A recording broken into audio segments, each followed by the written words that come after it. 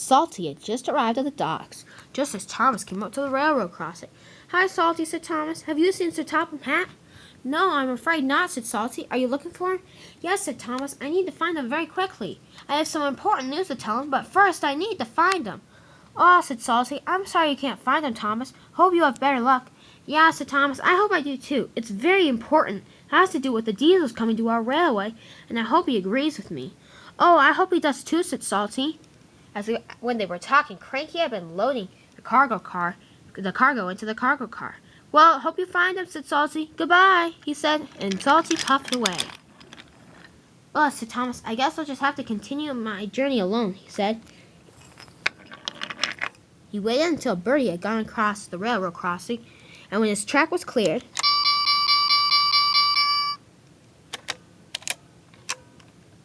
Thomas set off once again. He had picked some freight cars up from Duck when he had gone to the quarry to look for Sir Topham Hatt, but he wasn't there either. Thomas arrived at Ellsbridge Station and was still no luck. "Oh," he said, "this is useless. I can't do this anymore. Where could Sir Topham Hatt be?" Just then, Daisy puffed in. "Hi, Thomas," said Daisy. "How's your day going?" "Not so good," said Thomas. "Why's that?" "I'm looking for Sir Topham Hatt," he said. I can't find him anywhere." "Oh, that's a shame," said Daisy. "Well, have you tried everywhere?" "Yes," said Thomas. "I don't think you have," said Daisy. "What do you mean?" "Well, have you checked Knapford Station? He's usually there." "Actually," said Thomas, "I haven't." "That's a great idea, Daisy. I'd better go." But just then Spencer came in. "I was just at Knapford Station," said Spencer. "And?" said Thomas. "He wasn't there, I'm sorry to say." "Oh," said Thomas. "Well, I better go look at Gordon's Hill see if he's there. You never know. It's just a guess for a start." And he puffed away quickly.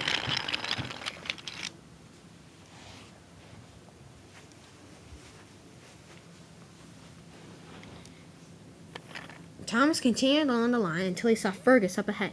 "Hi, Fergus," said Thomas. "Have you seen Sir Topham Hatt?" "I'm afraid not," said Fergus. "I haven't seen him since this morning."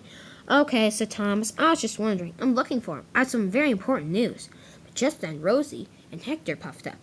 "Hi, Thomas," said Rosie. "I heard you're looking for Sir Topham Hatt. Sorry, I haven't seen him either." "Oh, man," said Thomas. "I don't know where it could be." Just then Hector spoke up. "Thomas," he said, "I saw him at Knapford Station." "You did?" said Thomas.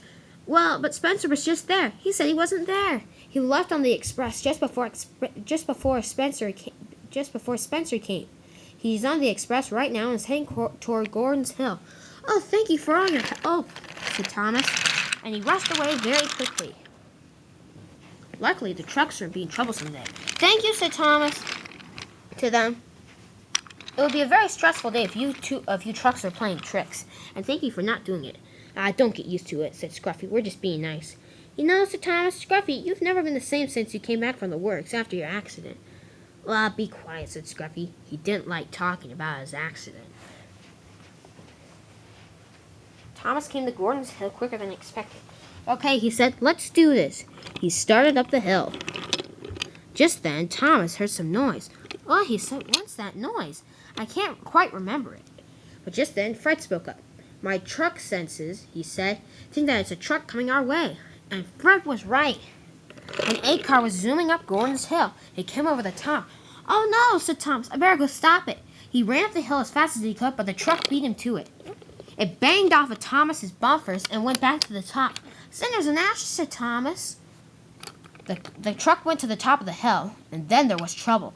The wheel caught in one of the railings, and the truck tipped over the side.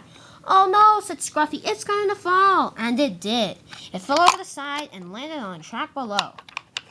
Eggs were spilled everywhere. It was a mess. "Oh," said Thomas, "I've been a very silly engine. I better go get the breakdown train before the..." Just then Boko puffed up with the express. The express arrived," said Thomas. "Oh, I'm sorry, Boko," he said. "Thomas," said Boko, "did you do this?" "No," said Thomas, and he explained to Boko what he had seen. Said Boko. "That's very strange. I'll have Sir Topham Hatt look at it." "Sir Topham Hatt's on the express?" said Thomas. "Oh, yay, I've been needing to talk to him all day." "Well, I'm here," said Sir Topham Hatt as he got at Boko. "Now, Thomas, what do you want?" And Thomas told him the story about the 8 car. He said, "An engine must have pushed it up the hill." "Hey, wait a minute. Why are Harry and Bert sitting down at the tunnel there? Huh, I better go ask. Harry and Bert, come here this instant. We're coming, sir, he said. Did you two push this freight car up Gordon's Hill? Well, actually, we didn't, said Bert. Yeah, we did, said Harry. Shh, said Bert. We don't want him to know that we did it. Oh, sorry, said Harry. I can't keep a secret. Well, thank you for telling me that, Harry. And what were you doing exactly? Going to deliver to McColl's farm. Yeah, that's what we were doing. Well, we were trying to make it crash into the Duke and Duchess's house below, but coming off the track right there. You what? Said Sir Topham Hatt. Harry, he said. Bert, said Harry. I'm sorry. I can't keep a secret. Well, thank you for telling me that, he said. I'll speak to you two later. Goodbye. And the two diesels rushed away. Well, Thomas, is there anything else that you need to tell me? I'm going to be late. The express is going to be late if I don't hurry right now. Oh, yes, said Thomas. Sir, he said, I know the perfect engine that could come help us on our railway. You do, said Sir Topham Hatt. Please tell me. It's Lady, he said. Lady? The magical engine? Yes, sir, said Thomas. Remember, you sent her away after you got back from vacation, and nothing has ever been the same. You should give her another try. Plus, all the agents on Surrey, I'm sure, would love to meet her. Most of them haven't. I see your point there, Sir Topham Hatt. But frankly, I don't remember where I sent her. You'll have to, said Thomas. It's our only hope of getting the railway back in peace. I guess I'll try, said Sir Topham Hatt. I'll go back to my office this afternoon and look for the papers to where I sent her. Then if I can get an agreement with her manager, she can come to the railway and help us.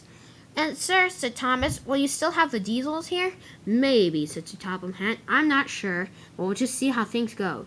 Thank you, Thomas, he said, for all your help today, and goodbye, and Sir Topham Hatt walked into the express coaches. I'll go get the breakdown train, sir, said Thomas. That's a good engine, said Sir Topham Hatt.